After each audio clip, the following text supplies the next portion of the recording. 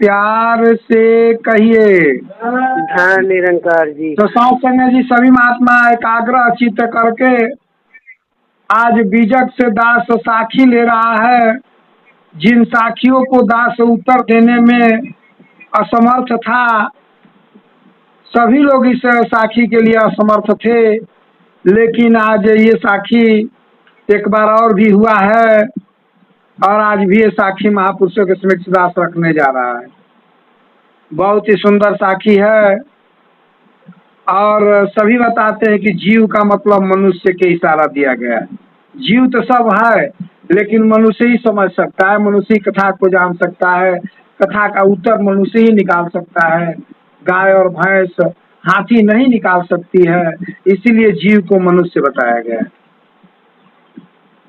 इसीलिए पहले ही चौपाई आई है कि जीव बिना जीव बाँचे नहीं, जीव का जीव आधार, अजीव दया कर पालिए पंडित करो विचार।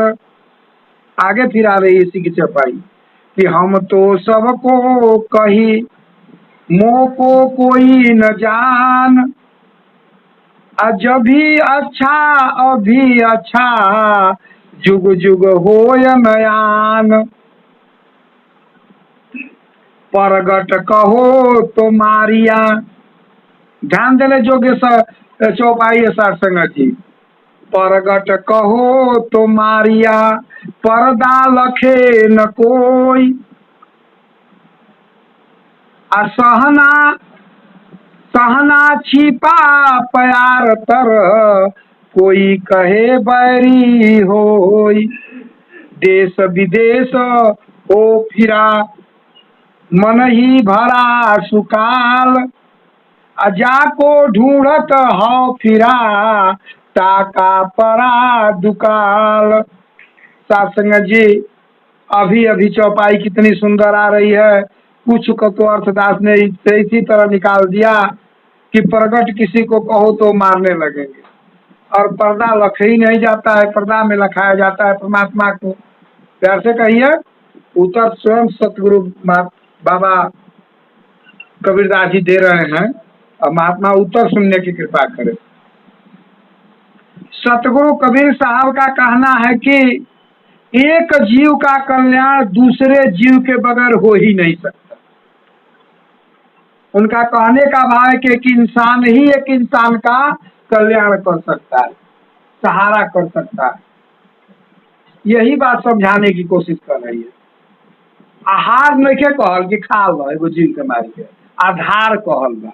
आधार के मतलब कहला ओकर सहारा, ओकर कल्याण। एकरा के लोग जान लगा कि जीव के जीव आहार माने मछली मार के खा लो, मीट मार के खा लो, ई नहीं के कहल, आधार लिखल बा। आधार कार्ड ना हो तो खाता ना खुली पाए। प्यार से कहिए। कह रहे हैं कबीर साहब कि एक जीव का कल्याण दूसरा जीव के बगैर, मैं जीव के बिना जीव बाँचे नहीं, बाँचे के मतलब कहला बगैर नहीं हो सकता। यानी जीव ही जीव का सहारा होता है, आगे लिखा है। इसलिए हे पंडितों, हे विद्वानों, हे ज्ञानियों, इस बात के बारे में सोचो और जीव की रक्षा पर ध्यान दो और उन पर दया करो। सतगुरु कबीर साहब का कहना है कि मैंने अत्यंत परख कर अर्थात सबके बारे में सोच समझ कर ही समान सत्य का मार्ग बताया है,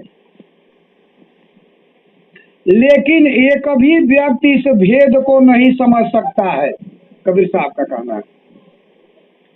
फिर भी मैं पहले भी संतुष्ट था, आज भी संतुष्ट हूँ और आगे भविष्य में भी संतुष्ट रहूंगा। जो लोग अंधविश्वासी होते हैं, अगर मैं उसको सत्य और असत्य का रहस्य समझाता हूँ तो वो लोग मुझे मारने को दौड़ पड़ते हैं और व्यंग अथवा इशारे से समझाने पर भी समझ नहीं पाते हैं। धार्मिक गुरु सार रहित वचनों को आड़ में लोगों को वैसे ही भ्रमित कर रहा है जैसे पुआल में छिपा हुआ चकदार स्वयं को अनाज चुरा लेता है। अब यही सत्य बात बताकर कौन दुश्मनी मोल ले। सतगुरु का कहना है कि जिस सत्य की खोज में मैंने देश विदेश का भ्रमण किया लेकिन वह कहीं पर भी प्राप्त नहीं हुआ, यानी सभी जगह मन की कल्पनाओं का ही राज्य प्रसारित है। कैसे कहिए? धन्यवाद।